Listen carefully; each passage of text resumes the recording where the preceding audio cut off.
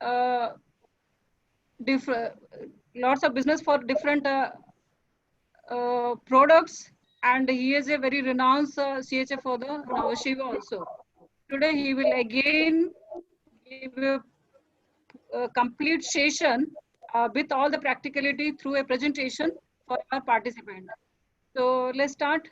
Neeraj, welcome to our platform, and you please go ahead. Let's again start to make all the people understand with a detailed presentation. If and the people will also ask any question answer, you can directly chat with them. Otherwise, end of the session, this session will be from 11 to 12:30, and before 10-15 minutes, as per the requirement, we will open the forum for the question answer session. You can ask the question directly or through like chat or question answer format. So let's start the session. Neeraj, please start the session. Yeah, hi everybody. Let's start the today's session, which is named E-Sanchit Awareness Seminar. Can you hear me? Hello? Hello? Yes, सुनाई दे रहा है. Okay, You can continue, sir. Hi, my name is Neeraj Sinha. I'm the director of Cloudsol Logistic Private Limited, which is a logistic provider as well as CHA, and we are giving consultant to many companies for last 20 years. So today, let's start with E-Sanchit. What are the requirements of export and import? So,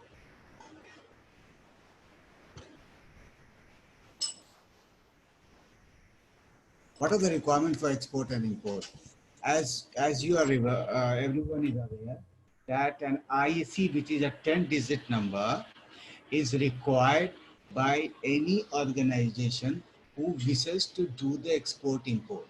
Nowadays, the IC is a PAN based number, meaning that whatever the PAN is there, the PAN number is there, it is your IC. In past, it was an alphanumeric, which is now been converted into PAN. So the requirement of export import, and IC is required, a PAN number is required, and IES a GST number is required, which is all you know is a PAN based. A digital certificate DSC is required. Can you see this DSC which I am holding in my hand is known as DSC. And a software is required, which is RES package from NIC, which is of two types. One is free and another is developed by the private software developer. Now this private software developer, they have developed it on the base of the RES package, which is developed by NIC, which is a government organization. You people are comfortable in English or Hindi? Hello? Hello? Sir, you can continue in English, sir. Okay. Okay, I will do one thing. I will mix the two and then tell you that. So the large number of people who are 65 in number right now can listen to me. Now there's you can speak in both. Okay. Now next is the bank account number. The AD code and IFSC code is needed for any of the export or import.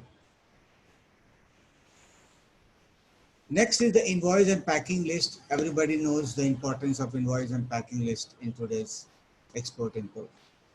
Third is the GAT declaration, where you declare your goods under which condition it is going.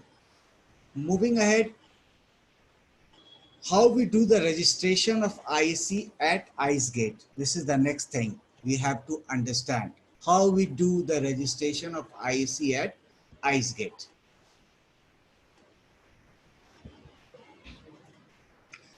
Why do we need to register at IceGate is the first question. So the answer is, one cannot file the documents online without being registered. अगर आपके पास कोई unique ID नहीं रहेगा, तो आप अपने आप को रजिस्टर नहीं कर पाएंगे आइस गेट में। अगर आप रजिस्टर नहीं कर पाएंगे तो आप एक्सपोर्ट इंपोर्ट नहीं कर सकते।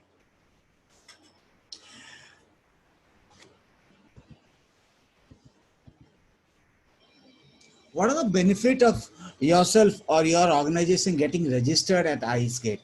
Once registered at IceGate, the IceGate ID used to file all documents online, can see the status of his job online via document tracking system, gets the positive or negative acknowledgement along with the shipping bill and bill of entry number of his job on his registered email ID. You can reply any of the query which comes there.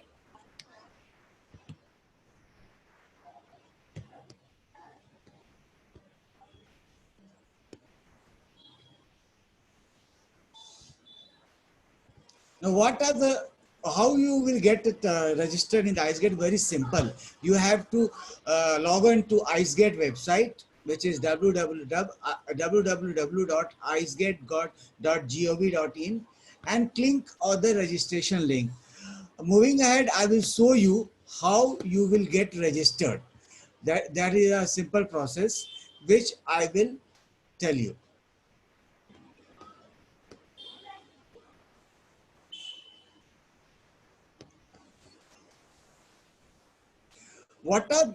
For what all registration type I can get registered for all export, import, IGM is import general manifest, EGM is export general manifest, and console manifest. For here, since you are exporter and importer, so you get yourself registered for export and import. IGM, EGM is taken care by the freight forwarder, and console manifest is taken care by the freight forwarder.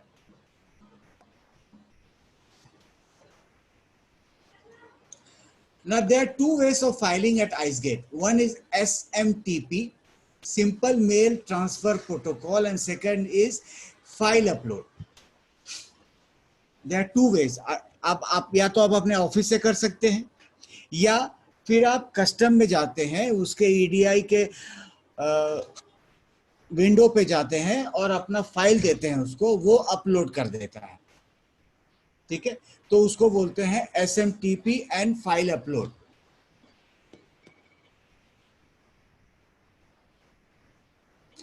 Simple mail transfer protocol होता है कि आप mail से EDI को भेज देते हैं, वो आपका प्रिंट आउट निकाल के आपको देता है, आप उसको चेक करते हैं, वो अपलोड करता है। फाइल अपलोड में क्या होता है कि आप अपने डेस्कटॉप से ही अपलोड करते हैं using a software. So the next thing I am going to show you how you will get yourself registered at IceGate. Just hold on, I will open a separate file.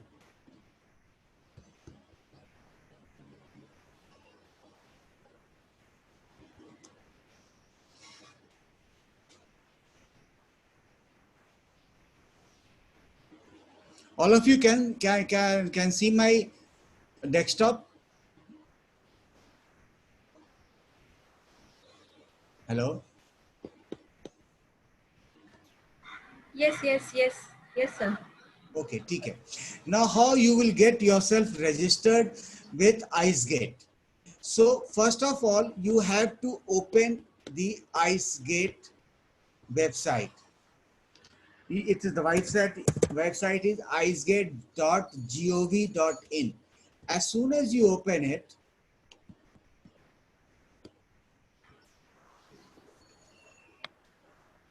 Sir वो screen नहीं दिखाई दे रहा है, वो screen नहीं दिखाई दे रहा है। वो स्क्रीन नहीं दिखाई दे रहा है? नहीं, फुल ब्लैंक है। एक मिनट रुकिए, मैं करता हूँ।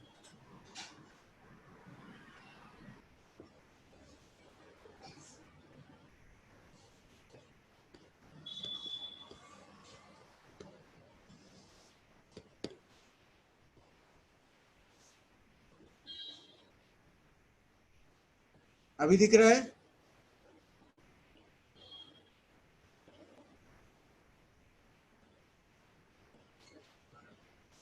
हेलो सर, आपका प्रेजेंटेशन दिखाई दे रहा है। वो उसका प्रेजेंटेशन का हेडिंग है registration advisory of participant government agency in IceGate, दिख रहा है वो? नहीं, अभी स्क्रीन में दिख रहा है how can I file document via ICEGATE, वो वाला दिख रहा है।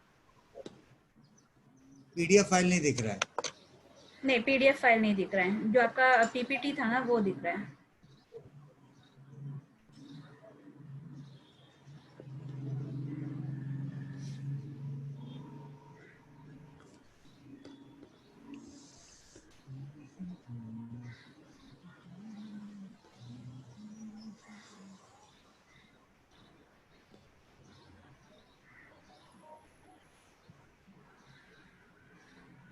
अभी दिख रही है? सर ब्लैंक है फुल।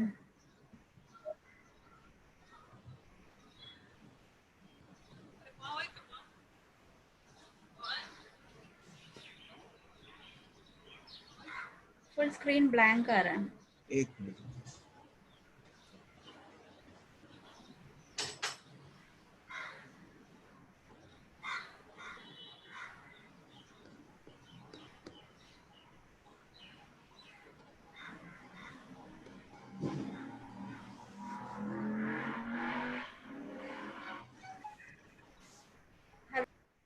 एक मिनट रुक जाइए मैडम, फाइल शेयर कर रहा हूँ।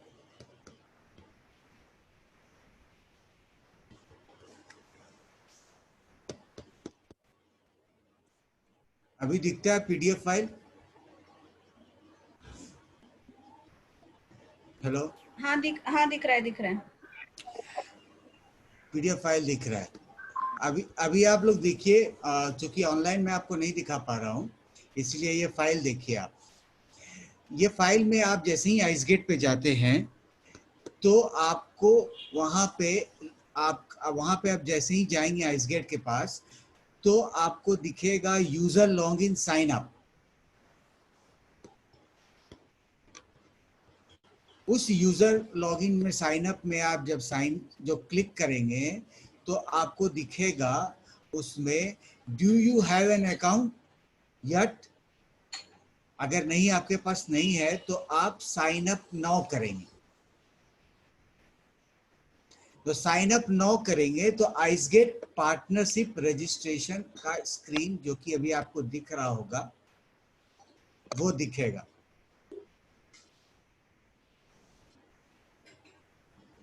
उसमें आप एक यूनिक आइसगेट आईडी डालेंगे और अपना ईमेल आईडी डालेंगे। वो ईमेल आईडी जो कि आपके पास रहेगा, क्योंकि जितनी भी कम्युनिकेशन आपका आइसगेट के साथ होगा वो ईमेल आईडी के थ्रू होगा।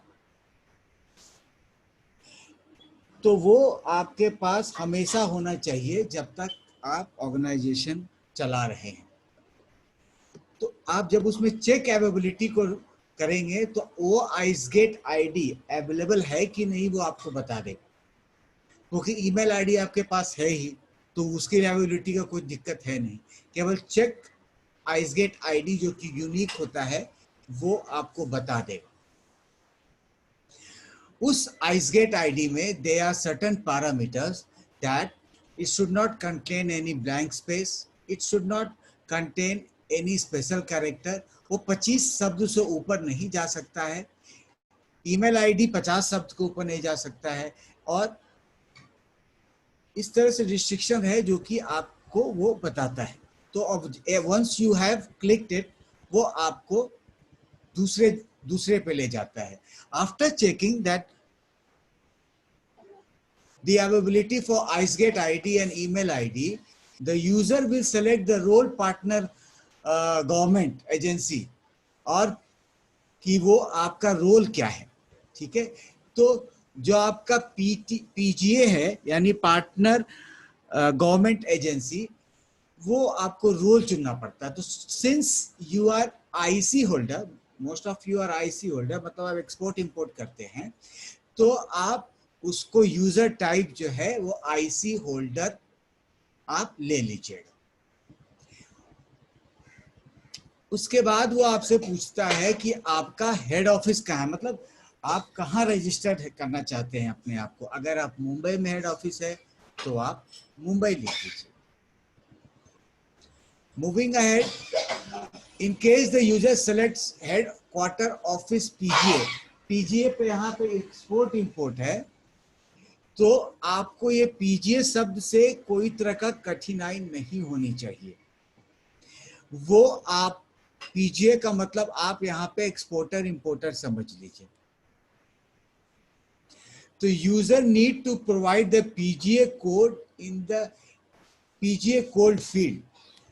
तो यहाँ पे यूजर का जो है ना इंटर कोड करना पड़ेगा, वो खुद ही आपको लेता है, ठीक है। उसके बाद उसमें आपको रजिस्टर ईमेल आईडी 1 बाय 1 बहुत यूजर फ्रेंडली है, एक चीज आपको वो डालते जाना पड़ता है। तो आपका जो HOD का मतलब आपने अपने आप को रजिस्टर्ड किया, तो आपका बॉस का ईमेल आईडी अगर आप देना चाहते हैं तो वो दे सकते हैं, नहीं तो आप अपने ईमेल आईडी से कंटिन्यू कर सकते हैं। तो आप वेरीफाई कर लेंगे उसमें डाल के। एक बार आपने वेरीफाई किया तो वो आपसे पूछता है कि कौन से कस्टम लोकेशन फील्ड पे आप काम करना चाहते हैं। तो आप बांद्रा कुर्ला में करना चाहते हैं, JNPT में करना चाहते हैं, मुंबई में करना चाहते हैं, दिल्ली में करना चाहते हैं, तो यहाँ पे जो मेरे स्क्रीन पे दिख रही है लोकेशन, वहां पे आप सेलेक्ट कर लीजिए। अभी बहुत लोग क्या करते हैं कि इंडिया में जितने भी लोकेशन है वो सारे को सेलेक्ट कर लेते हैं। आप ऐसा गलती ना करें। गलती इसलिए नहीं करना चाहिए ये, क्योंकि फर्स्ट, अगर आपके पास कोई क्यूरी आता है और आपको NOC चाहिए किसी एक कस्टम हाउस का, तो आप सारा कस्टम हाउस से आपको NOC लाना पड़ेगा। अगर आप अपने ऑर्गेनाइजेशन को बंद करना चाहते हैं तो सारा जगह से आपको NOC लाना पड़ता है। अगर आपके ऑर्गेनाइजेशन के खिलाफ कोई भी इंक्वायरी है तो आपको सारा कस्टम हाउस से NOC लाना पड़ता है। तो जो रिलेवेंट है आप उसको चूज कीजिए। मान लिया आप मुंबई में कर रहे हैं और कल हो के आप दिल्ली से करना चाहते हैं, तो इसको एडिट किया जा सकता है। आई रिपीट, ये इसको एडिट कर सकते हैं। We can do the addition and deletion of the custom location in it. Now, second is आपको अपना पर्सनल डिटेल डालना है। आपके नाम क्या है, मोबाइल नंबर क्या है, साथ साथ आपको कुछ आई कार्ड आइडेंटिटी इसमें अपलोड करनी पड़ती है, जैसे आधार कार्ड, पासपोर्ट, वोटर कार्ड और एक लेटर।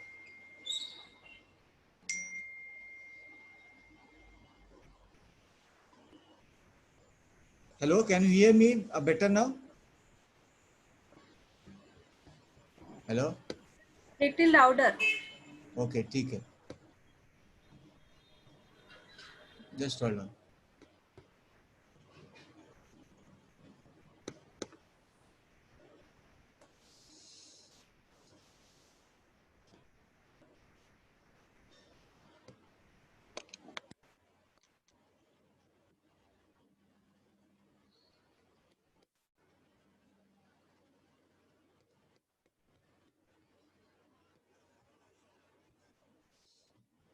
तो उसमें आपको एक डालना पड़ता है। पहला आधार कार्ड हो गया या पासपोर्ट या वोटर कार्ड आईडी, जो कि सबके पास होता है, वो उसको आपको अपलोड करना पड़ता है। Anything which comes, which you can prove your identity and it has been issued by government of India, you can use it.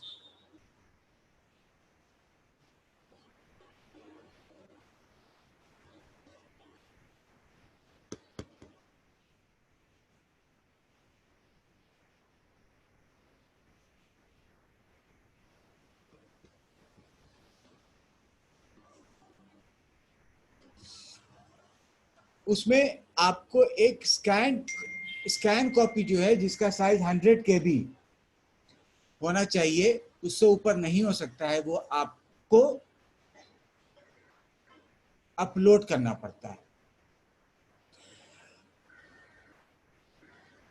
आपको एक ऑथराइजेशन लेटर भी अपलोड करनी पड़ती है, क्योंकि वो ऑथराइजेशन लेटर कंपनी के लेटर हेड पे रहती है, जिसमें लिखा रहता है कि we authorize so and so to deal with ICEGATE.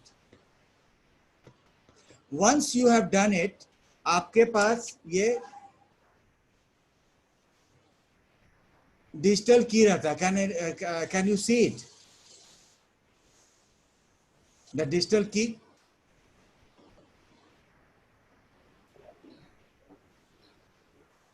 सबके पास डीएससी होना चाहिए. वो डीएससी जो है वो आपको आइसगेट पे रजिस्ट्रेशन करना पड़ता है. जैसे किसी भी पेपर को आप लोग सिग्नेचर करते हैं अपने नाम से, ये डीएससी वही काम करता है. तो उसका पूरा डिटेल आपको इसमें डालना पड़ता है, जो कि मेरे स्क्रीन पे आपको दिख रहा है. ये सब चीज बहुत यूजर फ्रेंडली है, इसलिए आपको कोई भी दिक्कत नहीं आएगी. Once you have done the registration, वो दिखाता है कि कौन सा आपको सर्टिफिकेट जो है आप अपलोड उसमें कर रहे हो. तो इसमें आप सेलेक्ट ओके करते जाएंगे, वो खुद आगे बढ़ता जाएगा. इसमें आपको केवल ओके ओके करना है, बाकी कुछ नहीं करना है. आपको केवल आपको ओके करना है. वंस अगेन आई रिपीट, आपको कुछ नहीं करना है, वो ऑटोमेटिक सेटिंग करता जाएगा.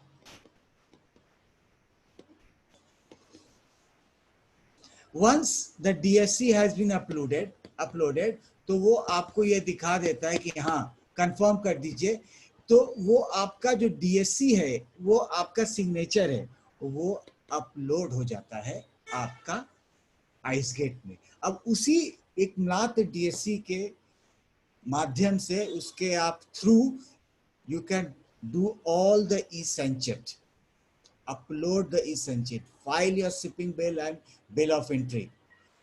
बिना उस DSC के, क्योंकि उसका जो नंबर होता है यूनिक नंबर, वो जो है आइसगेट में रजिस्टर्ड हो जाता है.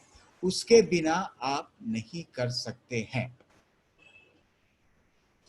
once your DSC has got registered, आपके पास एक OTP आएगी. वो OTP कहाँ आएगी? जो पहला मैंने आपको स्लाइड दिखाया था जिसमें रजिस्टर्ड ईमेल आईडी है, केवल उसी में जाएगी. और वो OTP आपको यहाँ वन टाइम पासवर्ड में डालना पड़ेगा. Once you have done with the OTP, आपके स्क्रीन पे आ जाएगा रजिस्ट्रेशन इज सक्सेसफुल.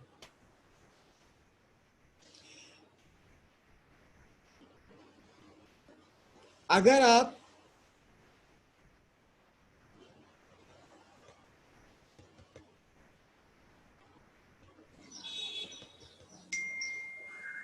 देखिए ये क्लिक, अगर आप चाहते हैं कि आपका एक नहीं 2 या 3 ऑफिस रहे, तो आपको जो है उसमें लोकेशन जो है वो चेंज करना पड़ता है. तो हर जगह दूसरे लोग अप्रूव कर सकते, तो वो आपके ईमेल आईडी पे आ जाएगा. Once it is done, your registration is over. So this is how you get yourself registered at IceGate. किसी ने अपना माइक इशू चालू कर दिया, जिससे कारण बहुत सारे पंछियों की आवाज आ रही है. नीरज, एक छोटा सा क्वेरी है. किसी ने एक रजिस्ट्रेशन लिया है, आइसगेट में रजिस्ट्रेशन किया है, बट उसका 4-5 कंपनी है और डिफरेंट लोकेशन में है. क्या वो सिंगल रजिस्ट्रेशन पे वो बार बार ऑल ऑफिसेस से वो यूजर आईडी पासवर्ड यूज कर सकता है? द थिंग इज, अगर उसके पास 4 कंपनी है तो उसके पास 4 आईसी कोड होगा, करेक्ट? नहीं, एक कंपनी बॉम्बे से रजिस्टर्ड है, लेकिन 4 उसका ब्रांचेस है. एक सूरत में है, एक और कहीं पे है, और कहीं पे है. ऐसा अगर ऐसे सिनारियो में वो क्या कर सकता है? क्या वो सिंगल पासवर्ड को यूज कर सकता है डिफरेंट लोकेशन के लिए? कोड डिफरेंट हो जाएगा. नहीं, मैं बताता हूँ. अगर उसको ई संचित करना है 4 लोकेशन से, तो वो कर सकता है. ठीक है, उसको मान लिया मुंबई में है तो वो बांद्रा कुर्ला में बिल ऑफ एंट्री या शिपिंग बिल फाइल करना है तो वो करेगा. दिल्ली में है तो वो कर सकता है, लेकिन उसका ब्रांच कोड जो है आईसी में, वो सब जगह डिफरेंट है. आप उसी लोकेशन से फाइल कर सकते हैं आईसी बिल ऑफ एंट्री. अगर आपके पास मुंबई का आईसी है और आपने दिल्ली एज अ ब्रांच दिखाया है आईसी में, तो आप बिल ऑफ एंट्री या शिपिंग बिल वहां से फाइल कर सकते हैं. आपके पास यूजर आईडी और पासवर्ड रहेगा जो कि चेंज नहीं होता है. वो एक सभी लोकेशन के लिए रहता है, क्योंकि आप मुंबई से बैठकर दिल्ली के लिए भी बिल ऑफ एंट्री और shipping bill with your branch as Delhi file कर सकते हैं। आपको हर जगह मैन पावर रखने की जरूरत नहीं। सिंगल पास यूजर आईडी रहता है, सिंगल पासवर्ड रहता है, लेकिन जब आप बिल ऑफ एंट्री फाइल करने लगते हैं या शिपिंग बिल, तो आपको मालूम है कि आपको ब्रांच 0 का मतलब होता है रजिस्टर्ड आईडी, 1 2 3 जैसे आपने डाला होगा उसमें आ जाएगा, उसमें कोई दिक्कत नहीं है ना। रिगार्डिंग ई संचित, आप कहीं से भी फाइल ई संचित कर सकते हैं, क्योंकि वो बाद में जाके आइसगेट में अपलोड होता है शिपिंग बिल ऑफ और बिल ऑफ एंट्री के साथ। सो single user ID and password से आप मल्टीपल ब्रांचेस का काम कर सकते हैं। Madam, is clear? Hello? Yes, yes. This is clear. सो अभी आपने क्या किया है, अपने आप को आइसगेट पे रजिस्टर्ड कर लिया है। तो आइसगेट पे रजिस्ट्रेशन करने के लिए बाकी सारे चीजें तो आपके पास उपलब्ध है। आपके लिए नया क्या है, तो ये डिजिटल सिग्नेचर। वो डिजिटल सिग्नेचर नहीं रहेगा तो आप नहीं कर पाएंगे। डिजिटल सिग्नेचर जो है वो it is called 3 degree digital signature, तो वो आपके पास होना चाहिए। अगर वो आपके पास रहा तो आपका आईसी में रजिस्ट्रेशन हो जाएगा और इसी डिजिटल से आप बिल ऑफ एंट्री फाइल कर पाएंगे, शिपिंग बिल फाइल कर पाएंगे, या आप ई संचित कर पाएंगे। सो इट्स वेरी क्लियर कि आपके पास एक डीएससी होना ही होना है, नहीं उसके बिना आप नहीं कर सकते, क्योंकि ये डीएससी आपका पेन का काम करता है, कलम का काम करता है।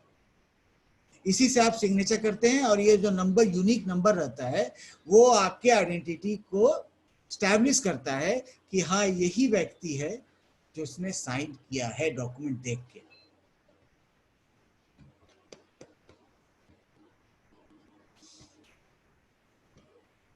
So everybody is clear. मैं एक चीज अभी खत्म किया है, दैट इज आइस गेट में रजिस्ट्रेशन। तो मैं 5 मिनट आप लोग को देता हूं, आप मुझसे पूछना कोई चाहते हैं केवल आइस गेट रजिस्ट्रेशन पे, तो आप मुझसे कोई भी सवाल कर लीजिए।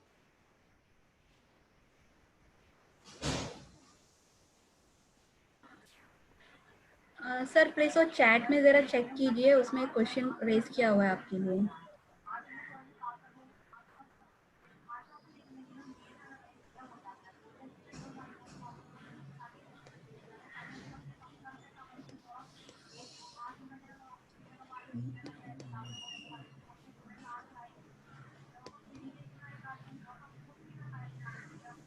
केवल एक ही क्वेश्चन है जिसमें पूछा गया है कि can you please get the PPT after presentation. नहीं सर, और एक है क्वेश्चन, अभी 2 क्वेश्चंस है। What is the fast procedure to collect EGM number from the ICEGATE और एन एक्सेल फाइल डाउनलोड, और what is the quick registration. ये 2 questions raise किया हुआ है सर वो चैट में। You can check from the IGM, no issues. IGM you can go, आप उस पे जा सकते। हालांकि मुझे दिख नहीं रहा है वो क्वेश्चन। सर वो नीचे जो चैट के वहाँ पे एक बार क्लिक कीजिए तो वहाँ पे है क्वेश्चन सारे।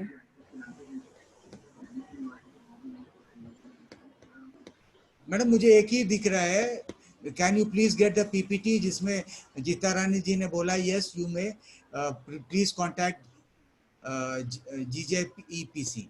मुझे एक ही दिख रहा है। नहीं आप मुझे वो पढ़ दीजिए। ओके ओके ओके सर, एक क्विक रजिस्ट्रेशन का है, what is the quick registration. Quick registration जो है, आप आइसगेट पे जाके जब उसके स्क्रीन पे जाते हैं तो आपके पास एक ऑप्शन आता है, मैं आपको बता देता हूं।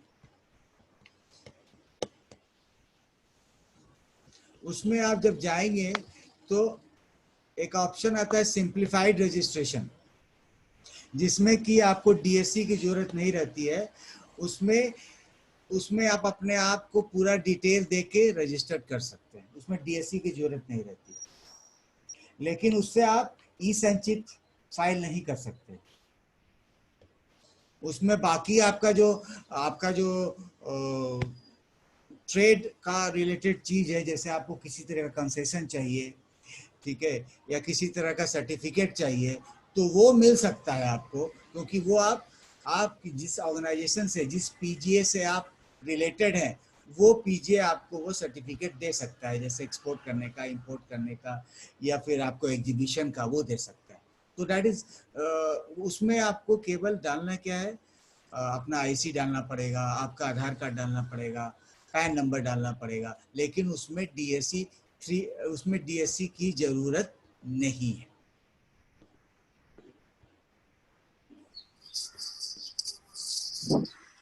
नीरज थोड़ा सा इंग्लिश में रिपीट कर दो। Okay. Regarding the quick registration, it is not meant for filing your bill of entry or shipping bill or doing the e-sanchit. It is just that you have registered yourself to the concerned PGA. Your PGA is gem and jewelry, so you will get registered there. And any benefit or a issue of certificate, you can approach the gem and jewelry and get that certificate. You can't do any activity of IceGate there. So suppose you want an export import permission, or that gem and jewelry for exhibition and all that you can get it, but you can't do the e-sanchit. It's clear? One more query. Hmm. Somebody is asking whether there is any fast procedure is mentioned to collect the AGM from IceGate. EGM or IGM? EGM. No, EGM can only be given by your freight forwarder. IGM you can check online. What is the difficulty in getting the EGM? Hello? Please ask madam to that concerned person. What difficulty is facing actually? Could you mention what type of difficulties you are facing to get the EGM from IceGate? Why you need the first process? Could you please drop a chart? Okay, let's proceed when the person will drop a chart, we will address the query.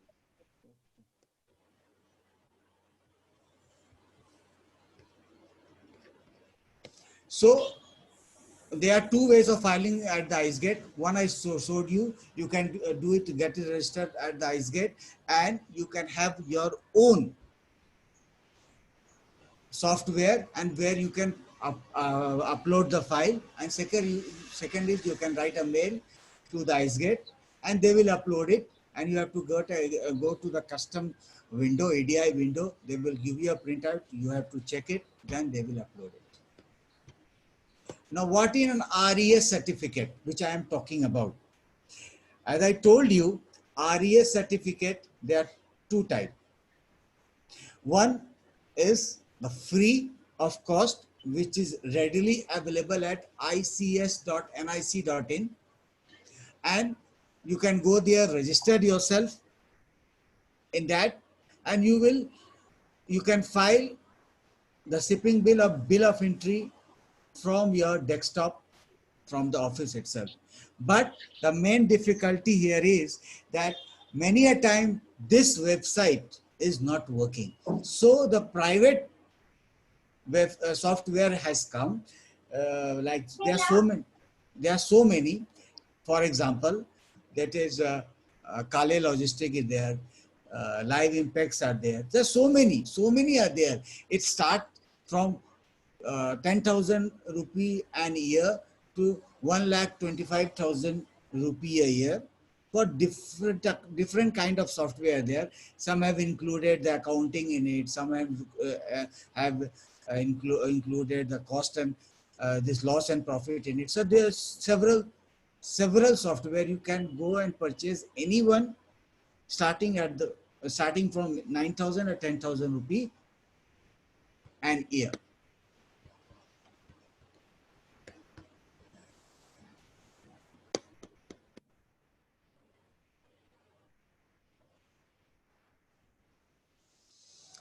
The second is, how can I check the status of my submitted document?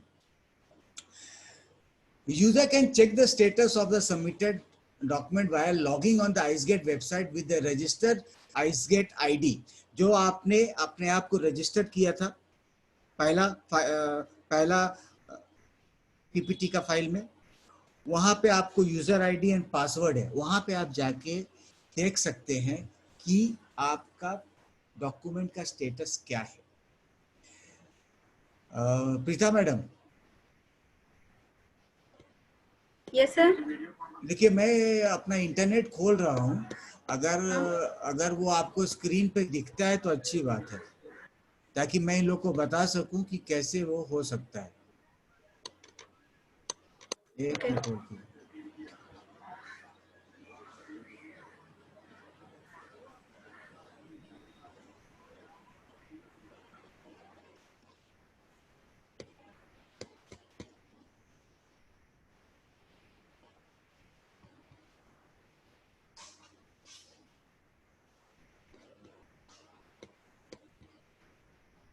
आप लोग मेरा screen देख रहे हैं क्या, जिसमें ICEGATE खुला हुआ है?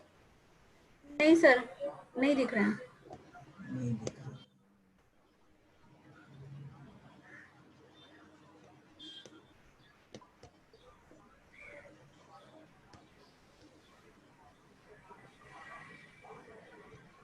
आप लोग एक मिनट रुकिए, मैं करता हूँ, just hold for a minute.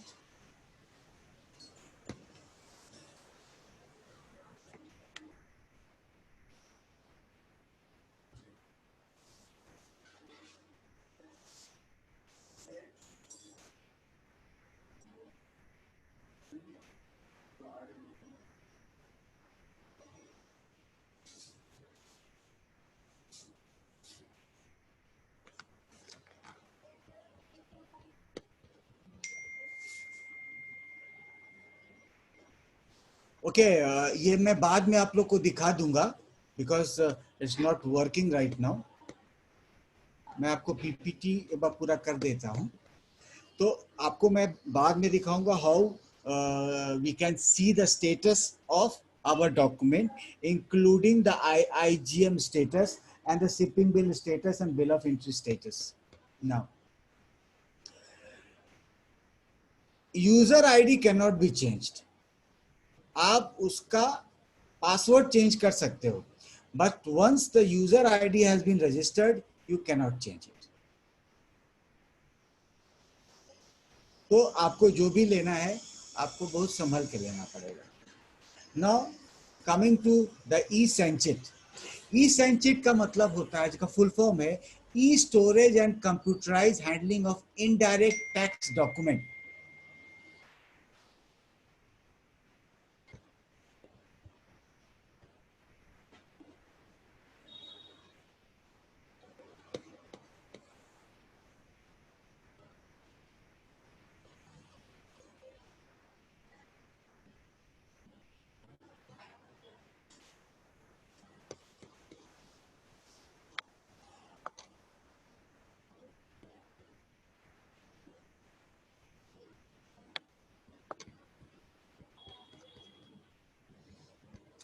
तो e-Sanchit full form is e-Storage and Computerized Handling of Indirect Tax Document. This is the full form of e-Sanchit. Now, what is e-Sanchit?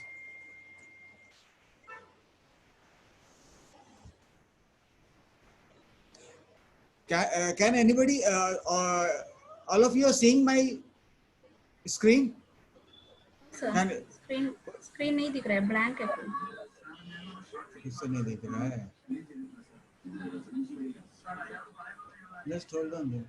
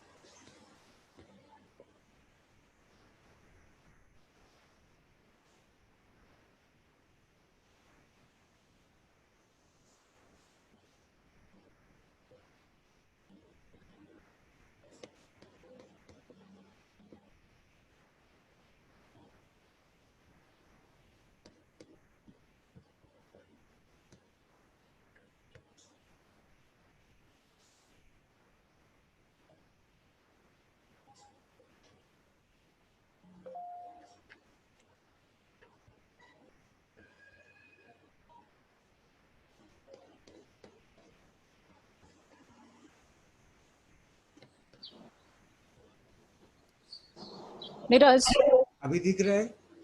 हाँ नीरज, हाँ, नहीं दिख रहा है।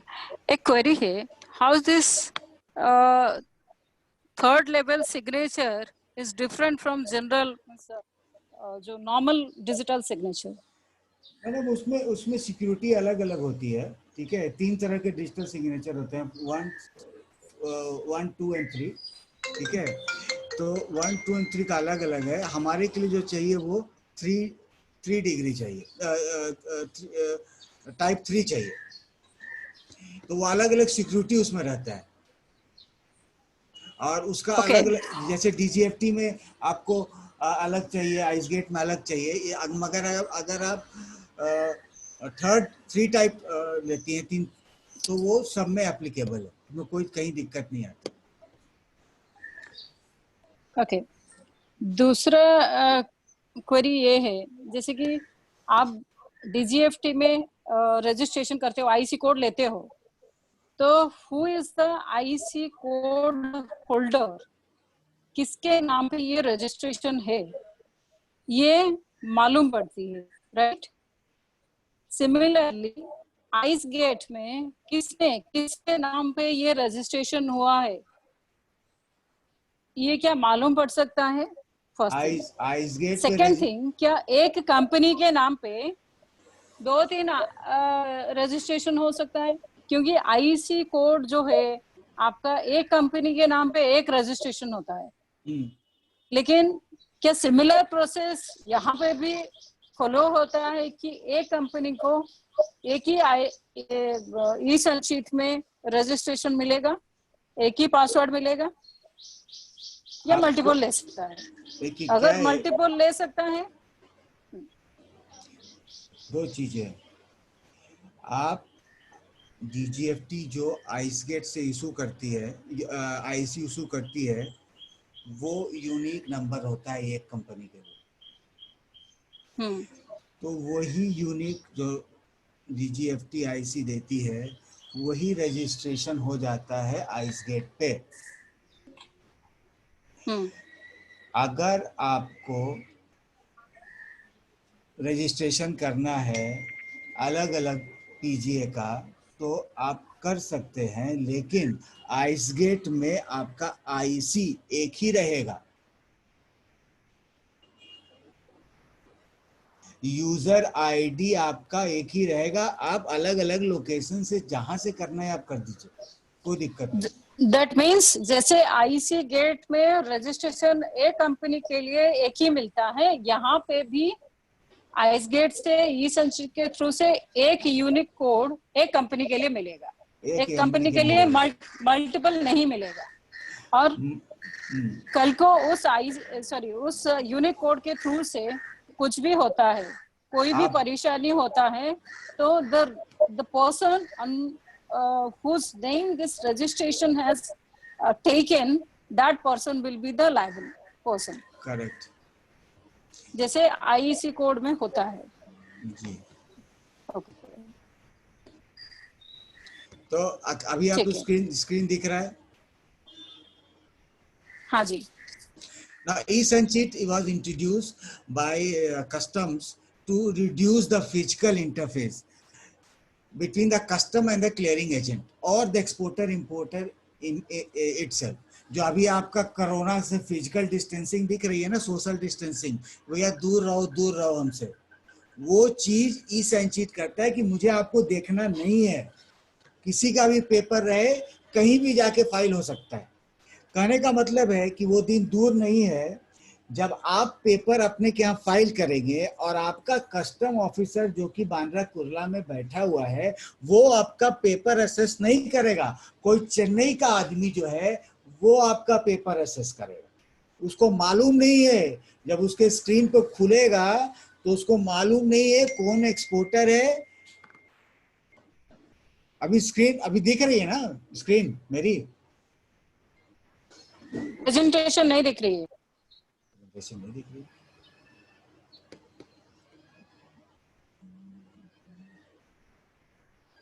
प्रोसीड करते हैं।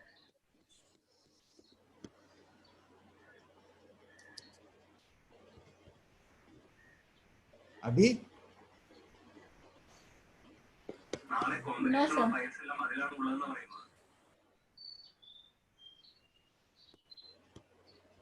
अभी दिख रही है?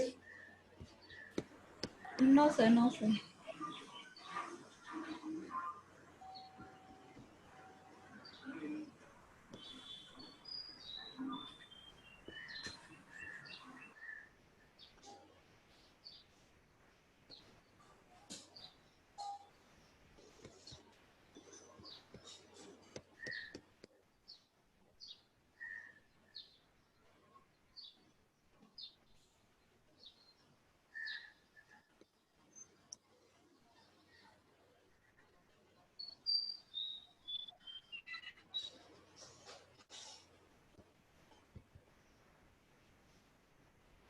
अभी भी नहीं दिख रही मैडम?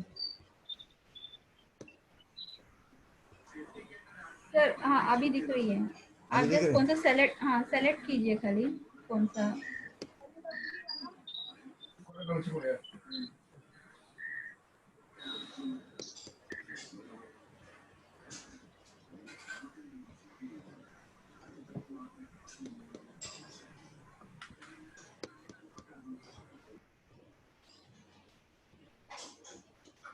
अभी दिख रही है?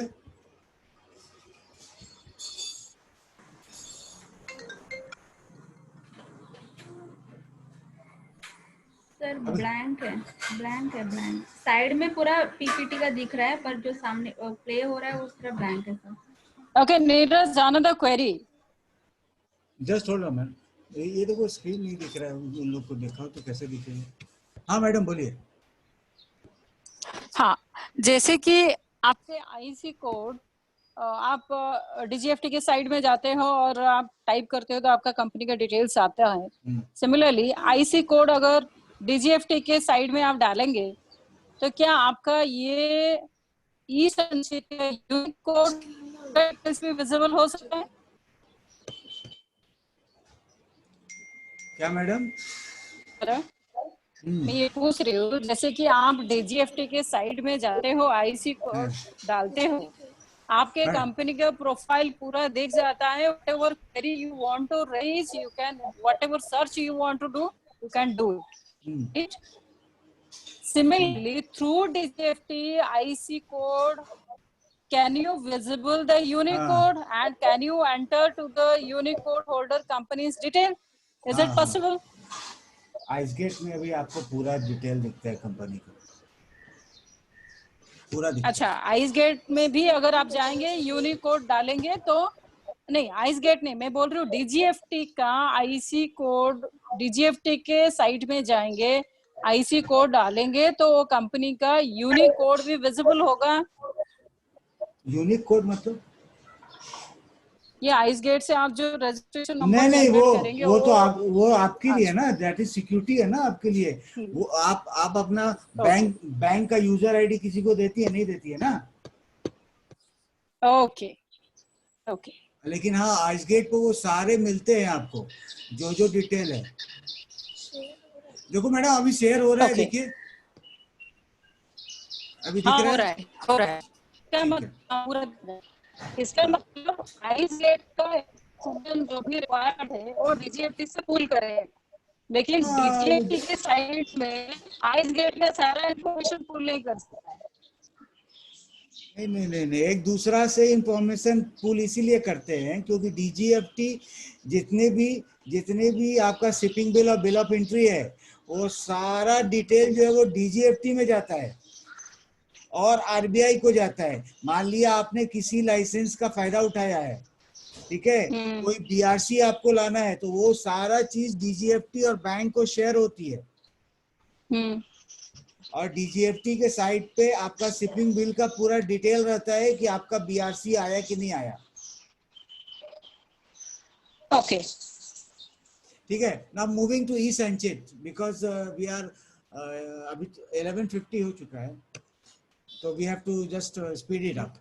तो ई संचित क्या है कि आपका जो है ई संचित जो है वो फिजिकल डिस्टेंसिंग को दूर करने के लिए ये बताया गया। यानी आज के डेट में जितने भी सीएचए हैं या एक्सपोर्टर इंपोर्टर है, he has to personally visit the custom house to get his or her document clear. Moving ahead, जैसे मैंने बताया, अब आपको केवल अपने ऑफिस से ही फाइल कर देनी है डॉक्यूमेंट, बाकी वो कस्टम सारे चीज कर देगा आपका। अगर इंपोर्ट आ रहा है आपको तो सारा चीज हो जाएगा। अगर कोई क्यूरी है तो आपके पास क्यूरी जो है वो आइस गेट के थ्रू आपके पास आ जाएगी, then you have to solve it.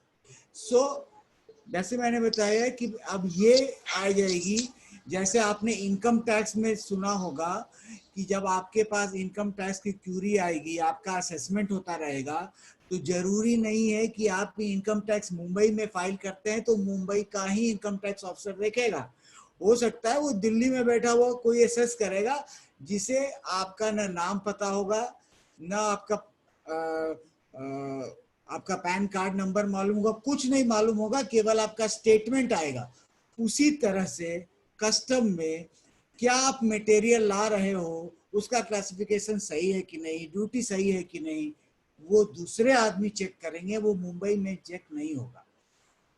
Mumbai का चेन्नई में जाएगा, चेन्नई का दिल्ली में जाएगा, दिल्ली का मुंबई में आ जाएगा, किसी को कोई खबर नहीं पता चलेगा। नीरज, ठीक है, मेरा डॉक्यूमेंटेशन चाहे मैं बॉम्बे पोर्ट में फाइल करूं और चेन्नई वाले करेक्शन कर सकते हैं, वो वेरिफिकेशन कर सकते हैं, उस पे क्या लूप फॉल्स है या वो अप्रूव कर सकते हैं।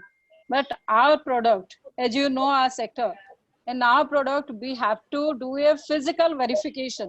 तो इस particular sector के लिए जैसे कि डॉक्यूमेंट्री वेरिफिकेशन कंप्लीट हो जाता है, फिर वो आईसी कोड का या वो यूनिक कोड होल्डर के पास मैसेज आएगा कि आपका मींस पार्सल आया है, इधर एक्सपोर्ट पार्सल जाना है या इंपोर्ट पार्सल आ गया है, आप आइए वेरीफाई करने के लिए, ऐसे मैसेज कुछ जाएगा अपने आप से? ऐसा मैडम, मान लीजिए आपने इंपोर्ट करना है, ठीक है, तो आपका जो पेपर पे जो वैल्यूएशन है या आपका जो पेपर है वो ऑनलाइन जो है, आप आज के भी डेट में भी कमिश्नर, असिस्टेंट कमिश्नर या पीओ, अप्रेजर सब अपने रूम में बैठे बैठे उसको अप्रेज कर देते हैं, ठीक है। आपको बोलते हैं कि आप ड्यूटी भरो, ड्यूटी भरने के बाद बोलता है कि एग्जामिनेशन ऑर्डर आती है साथ में, उस एग्जामिनेशन ऑर्डर में लिखा रहता है कि इसका ये वेरीफाई करो, इसका ये वेरीफाई करो।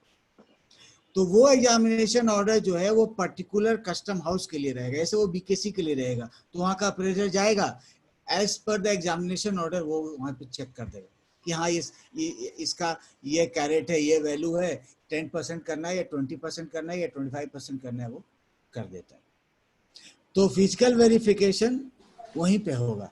आज के डेट में भी अगर आप जेएनपीटी में जाते हैं तो जेएनपीटी कस्टम हाउस आपको क्लियरेंस दे देती है, लेकिन जब आप सीएफएस में जाते हैं तो वहां पे फिजिकल वेरिफिकेशन होती है।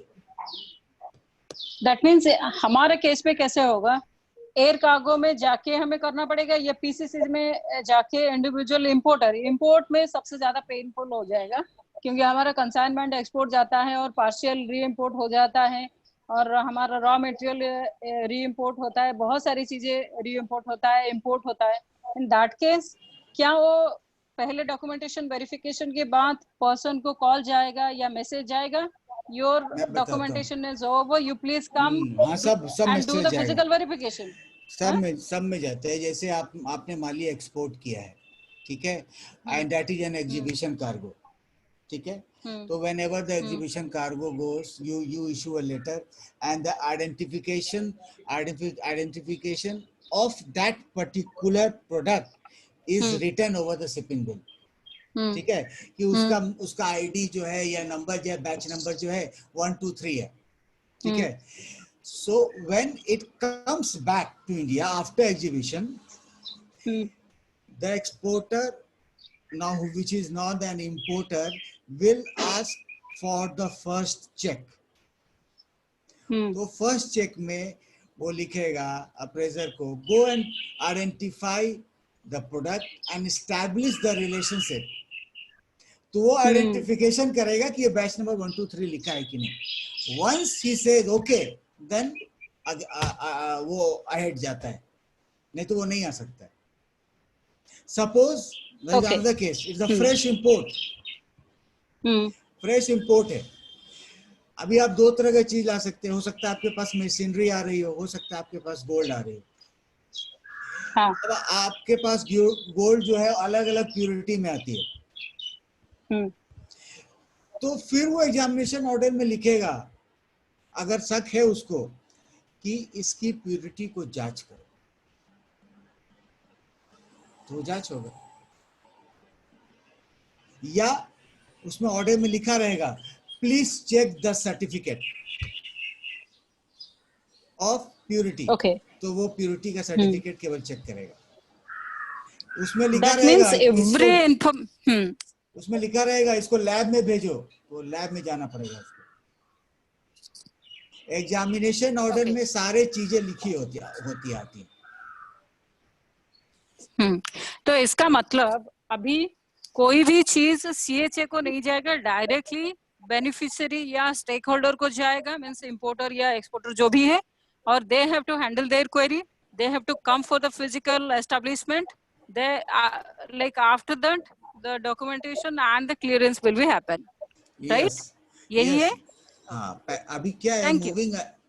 मूविंग अहेड क्या होगा, अगर आपके पास इंपोर्ट रेगुलर आ रहे हैं तो there is a possibility, I am not confirming it, अभी दूसरे गुड्स में ये होने लगे हैं कि वो आरएमएस में निकल जाते हैं, यानी कि once the custom believes in you कि हाँ आप सही काम कर रहे, तो विदाउट चेकिंग वो निकालने लगते हैं other goods. I don't know how they are, because e-Sanchit is very new to your sector, तो वो किस स्तर तक आपको इजाजत देंगे करने के लिए, या हर स्टेज पे आपको रोकेंगे या नहीं रोकेंगे, that the custom has to decide. So Neeraj, मैं आपको एक रिक्वेस्ट करूंगी, you just finish all this presentation, the basic awareness about the e-Sanchit, then you just brief some issues related to our sector which is going to become. ठीक है madam, मैं brief करता हूँ क्योंकि it is already 12 and we have to finish it. Okay, now Okay, thank you. आपको मैंने PGA के बारे में बताया था, तो PGA can be the following, या कस्टम पीजीए है, आपका फसाई पीजीए है, आपका जेम एंड ज्वेलरी पीजीए है, ड्रग कंट्रोलर पीजीए है। उसमें क्या होगा, सारे लोग एक प्लेटफॉर्म पे आ जाएंगे।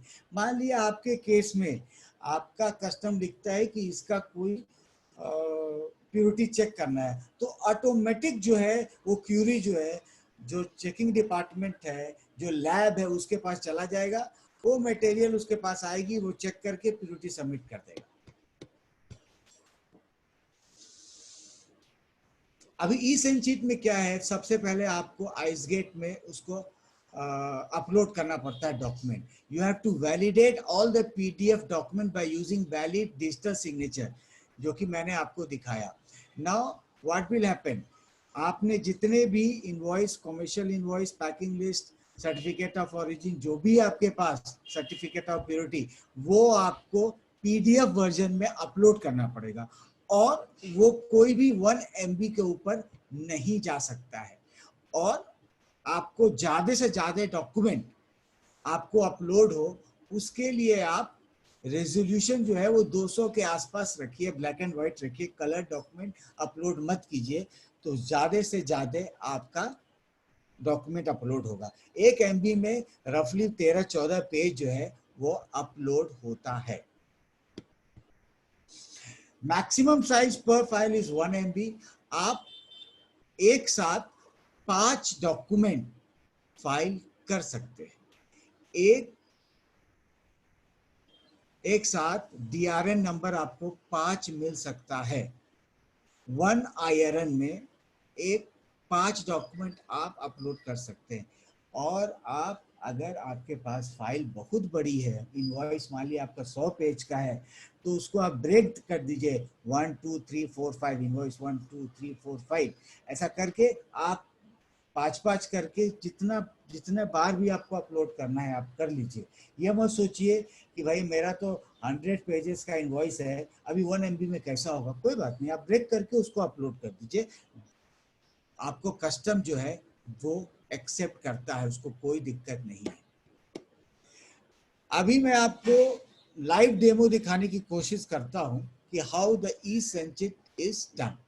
उसके पहले मैं आपको एक चीज बता दूंगा कि बहुत सारे लोगों का ये क्यूरी है कि अगर अगर मेरा ई संचित मैंने अपलोड किया और मुझे कोई चेंजेस करना है तो क्या करना है। कोई बात नहीं, अगर आपने ई संचित अपलोड किया है और आपने उसको शिपिंग बिल या बिल ऑफ एंट्री से अटैच नहीं किया है तो आप n नंबर ऑफ टाइम्स उसको चेंज कर सकते।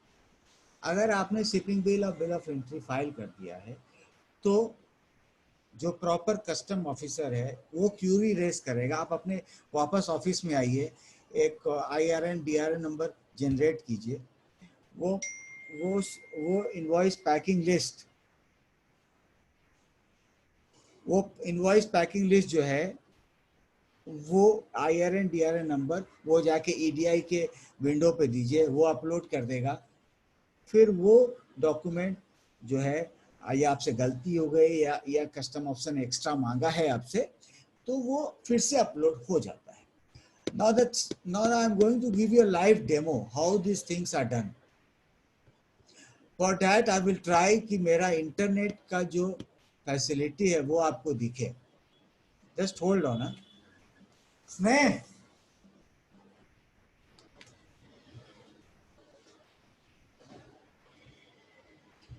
Thank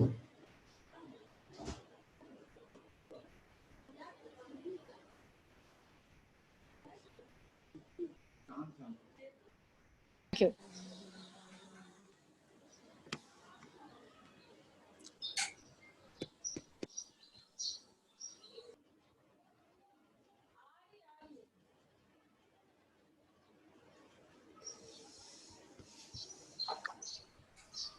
आपको मेरा स्क्रीन दिख रहा है? Yes, दिख रहा है। अभी देखिए ये आइसगेट का स्क्रीन है। तो जो मैंने आपको बताया था पहला स्लाइड में कि आपको रजिस्ट्रेशन कहाँ करनी है, तो आपको user login and sign up में जाना पड़ेगा, क्लिक करना पड़ेगा एंड आपको ये साइन अप नाउ दिखना करना पड़ेगा और यहीं से आपको स्टार्ट करना पड़ेगा। Is everybody clear about it? Yes, sir. Yes, proceed. Now आपने पूछा कि आइसगेट में कैसे देखते हैं। देखिए आइसगेट में आप जाएंगे आइसगेट में आप अपना डॉक्यूमेंट स्टेटस देखिए, पब्लिक इंक्वायरी में जाइए, डॉक्यूमेंट स्टेटस। अब आपको बिल ऑफ एंट्री का स्टेटस देखना है कि आपने जो फाइल किया उसका क्या स्टेटस है, तो जैसे ही आप इसमें डालेंगे तो वो आ जाएगा। आपका एयर IGM का क्या स्टेटस है, तो जैसे ही आप डालेंगे एयर IGM का स्टेटस तो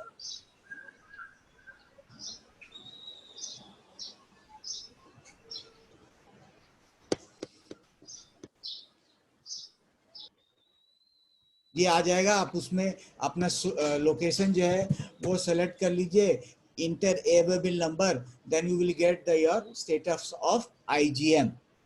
उसी तरह आपको जो है वो एयर कंसोल का भी मिलता है अगर आप कंसोल में ला रहे हो तो।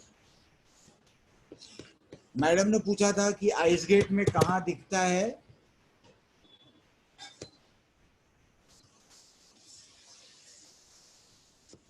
ये देखिए check IEC code and BIN status, इसमें आप क्लिक कीजिए।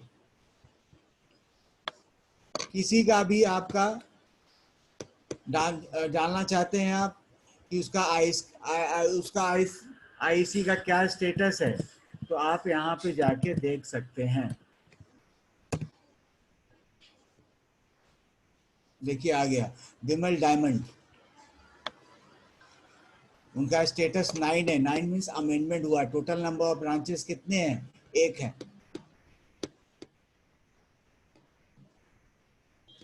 किसने कौन सा किसने कहाँ कितने शिपिंग बिल डाले हैं ये भी आपको दिख जाएगा। यहाँ देखिए IC वाइज समरी में आप जाइए,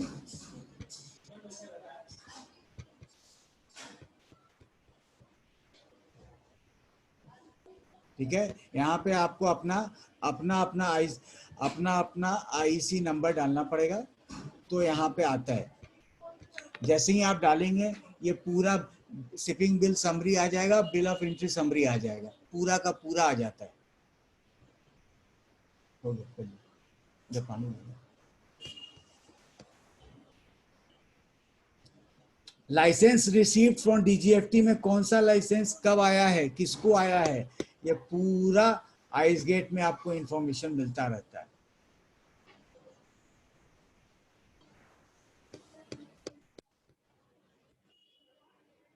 तो अगर आप आइस गेट में जाके आप खुद भी थोड़ा R&D कीजिए तो आपको बहुत सारी चीजें मिलेंगी। Once you have registered yourself तो यूजर लॉगिन और जाएंगे, जैसे मेरा क्लाउडसो से रजिस्टर्ड है तो मैं अपना खुद ही कर सकता हूँ हर चीज। I will show you how. Submit किया मैंने, ये खुल गया मेरा। अब मैं जॉब स्टेटस देख सकता हूँ अपना, ई पेमेंट कर सकता हूँ, फाइल अपलोड कर सकता हूँ, एंड अगर मेरे को कोई इंपोर्ट है तो उसका मैं यहीं ऑफिस से बैठे बैठे गुड रजिस्ट्रेशन कर सकता हूँ। Can you see the screen? Hello hello, yes sir सुनाई दे रहे हैं। आपको स्क्रीन दिख रही है ना गुड रजिस्ट्रेशन के? हाँ दिख रही है। तो अभी हम लोग चलते हैं कि ई संचित कैसे किया जाता है। आप ई संचित के लिए आपके पास टाइप 3 डिजिटल सिग्नेचर होता है, जिसको क्लास 3 डिजिटल सिग्नेचर कहते हैं। तो उसको पोर्ट में, यूएसबी पोर्ट में लगा दिया। ठीक है, अभी हम पहला डिजिटल सिग्नेचर करके आपको दिखाते हैं। आपको अपना फाइल जिसमें आपको डिजिटल सिग्नेचर करनी है वो रेडिली अवेलेबल होना चाहिए आपको, ऐसा जगह जहां पे आप तुरंत जा सकते हैं। तो अभी मैंने आप लोग के लिए यहाँ पे अवेयरनेस करके एक फोल्डर बनाया है, उसमें मैंने ये फाइल रख दी।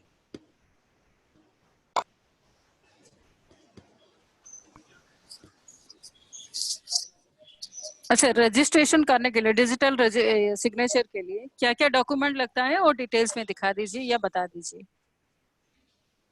क्या करने के लिए मैडम?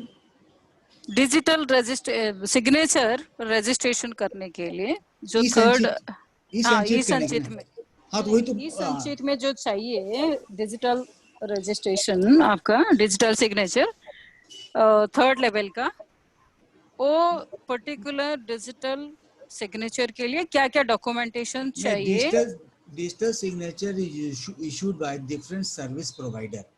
जैसे जब वो डिजिटल सिग्नेचर इशू करेगा तो कंपनी का आईसी लेगा, पैन कार्ड लेगा और आपका ऑथराइजेशन लेगा। कोई इंडिविजुअल खुद अपने आप से करने के लिए चाहे तो नहीं हो सकता है? नहीं तो मैडम ये आपका जो है ना वो यूएसबी से वो जो है government and authorize certain agencies, they can only give you the DSC. Okay, वो उसका दाम 1,500, 2,000, 3,000 रुपया है, वो लोग ले लेते हैं। तो सबसे पहले देखिए मैंने एक सेट ऑफ डॉक्यूमेंट आपके लिए रखा है, जिसका 4 डॉक्यूमेंट मैंने रखा है। एक एलओटी है, एक इनवॉइस है, एक पैकिंग लिस्ट है। तो इनवॉइस खोल के मैं आपको पहले दिखाता हूँ। This is the live demo of how you are going to do the e-संचित। ये किसी का एक्सपोर्ट इनवॉइस है, 1 पेज का, ठीक है, 2 पेज का, सॉरी। तो ये आपका एक इनवॉइस है। Now you have to digitally sign this, meaning आपको ये ई-संचित करनी है। तो सबसे पहले आप खोलेंगे आइसगेट।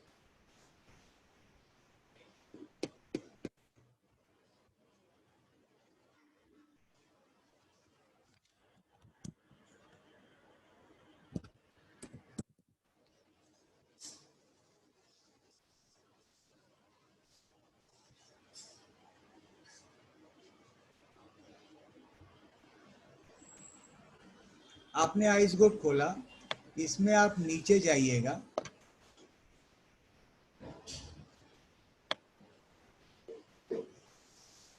आपको दिखेगा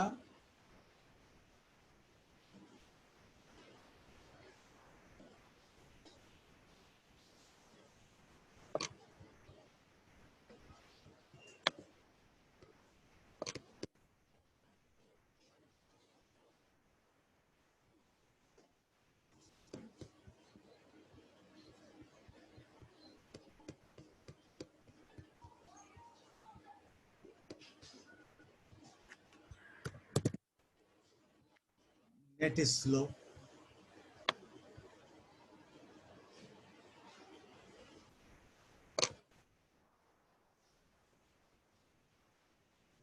आप मेरे स्क्रीन पे देख रहे होंगे डिजिटल सिग्नेचर,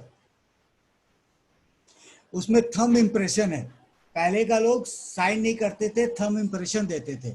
आज के लोग पहले पेन से साइन करते थे, उसी का एडवांस वर्जन जैसे मैंने बताया ये सिग्नेचर है which is called digital signature. You click it. पहला आपको common user utility to digitally sign document click कीजिए। साइन पीडीएफ फाइल्स,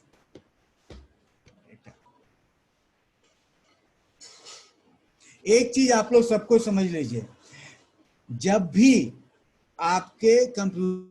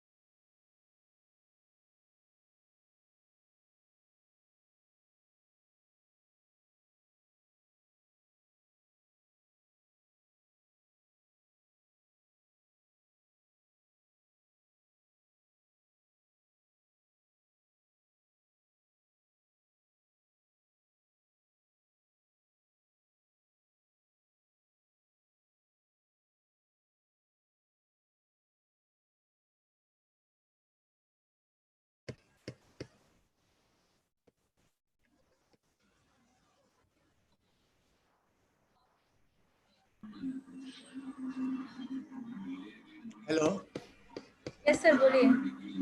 अभी आ रही है, स्क्रीन आ रही है? हाँ, स्क्रीन आपका ही दिखाई दे रहा है। शेयर स्क्रीन कीजिए आप।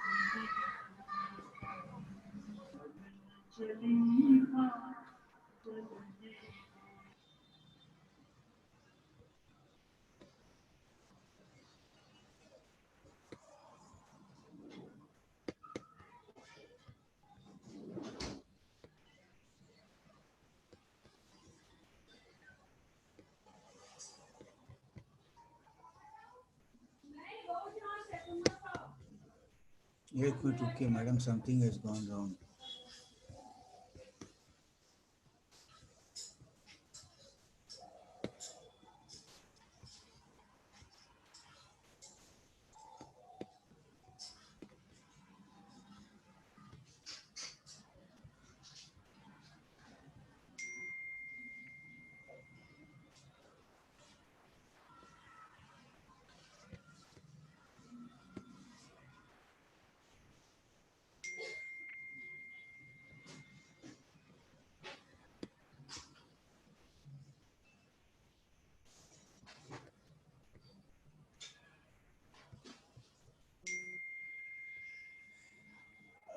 तो एक बार जब आप जाते हैं उस पे, तो आपको ई संचित करने के लिए उसमें पीडीएफ को साइन करनी पड़ती है।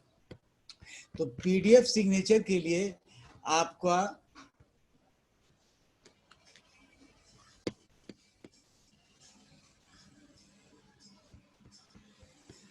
Madam it's not working. Hello Neeraj एक काम करिए, हाँ वो लाइव डेमो छोड़ दीजिए, शायद नेटवर्क का ज्यादा प्रॉब्लम है।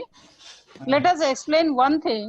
If our sector is going to be completely 100% e-Sanchit mode, then what are the problems going to be come? Because it's a very different kind of sector. And how the people will go for the physical verification? Again, if they will go for the physical verification by person, the same harassment by the custom officer may take. So what is the solution through e-Sanchi? And who, like which sector getting the RMS? Why the government is reluctant to consider our sector for the RMS? It just explains these 3 points, and already we are reaching 12:15. We have to wind up the session within 15 minutes. Okay, the thing is, look, e-संचित अभी जहाँ implement हो चुका है वो advance stage में, आप लोग अभी भी प्राइमरी स्टेज में, क्योंकि आप लोग के यहाँ जो ई-संचित का इम्प्लीमेंटेशन हुआ वो लेट हुआ, क्योंकि आप लोग का जो सेक्टर है वो gold and precious gem and jewellery में डील करता है, इसलिए गवर्नमेंट पहले दूसरे सेक्टर पे सक्सेसफुल हुई, उसके बाद वो आपके यहाँ आ रही है। मूविंग अहेड वो क्या होगा, ई-संचित का मेन एम है आपको कस्टम से दूर रखना। आज के डेट में क्या है, there are many cases where custom is unnecessarily harassing you कि मुझे ऐसा चाहिए वैसा चाहिए, तो किसी को पता ही नहीं चलेगा कि कौन किसका डॉक्यूमेंट एसेस कर रहा है।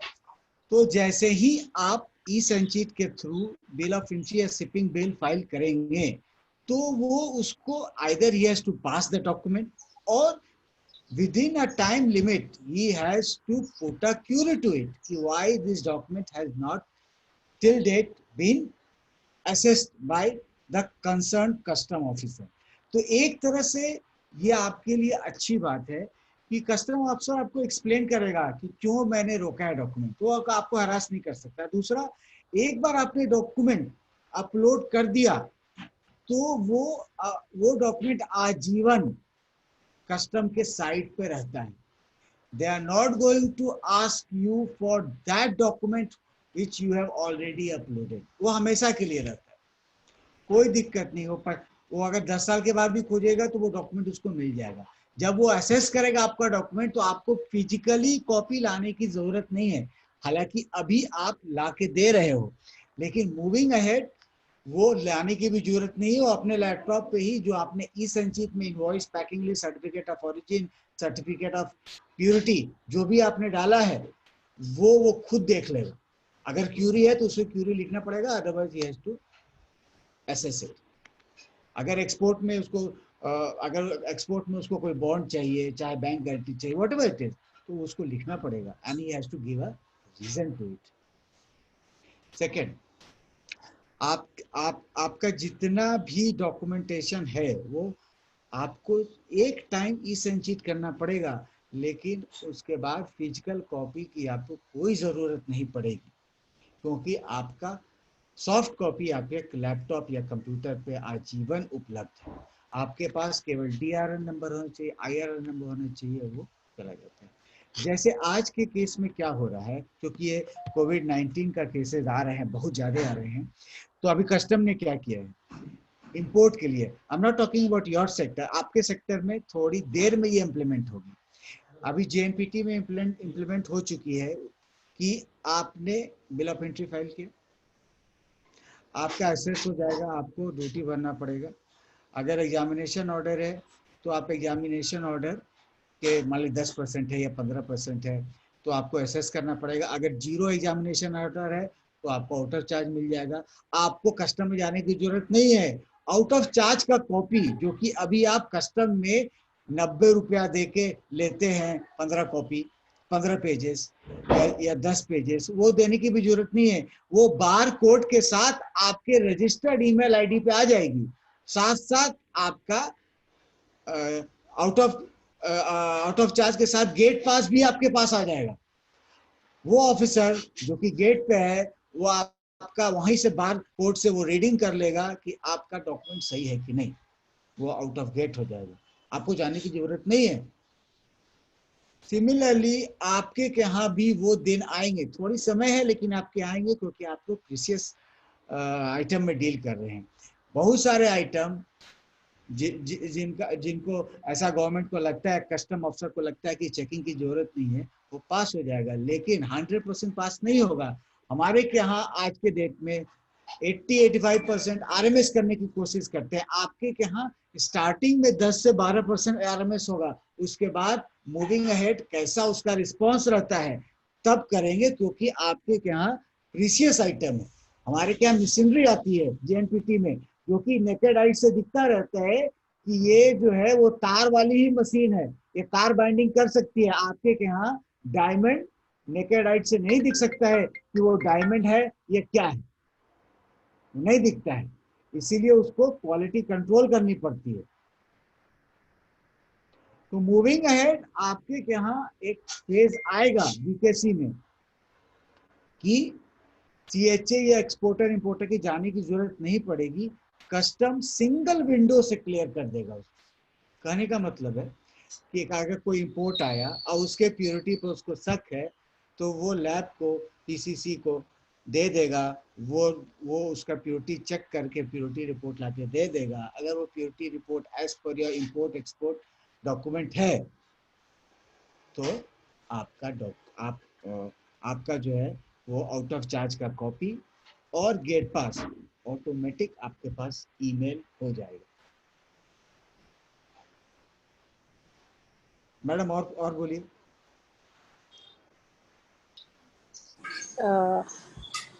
No, it's okay. Means you are quite positive about the RMS because we are trying since so many years to do some portion of our product, particularly loose diamond, through RMS, which is not possible. And not, means in this current scenario, this is not accepted by the custom officer. So it's, you said maximum sector is already started doing the RMS and custom is accepting.